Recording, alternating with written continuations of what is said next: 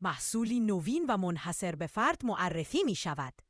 دستگاه کربن و دود زودایی موتور. این دستگاه از ترکیب 3 فناوری در یک محصول ساخته شده است. عملیات نخست با تزریق هیدروژن خالص انجام می شود تا دوده و رسوبات سخت موتور نرم و آماده جداسازی شوند.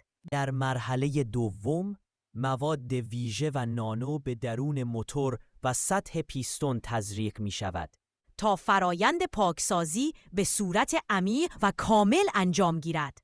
و در مرحله سوم، دستگاه با سیستم ساکشن قدرتمند تمامی رسوبات دوده جدا شده را از داخل موتور مکش و تخلیه می کند. نتیجه عملکرد روانتر موتور، کاهش محسوس مصرف سوخت، افزایش شتاب و کاهش آلایندگی است. این دستگاه برای مراکز خدمات خودرویی، مکانیکی، باتری سازی، تنظیم موتوری و ایسیوکاران طراحی شده است.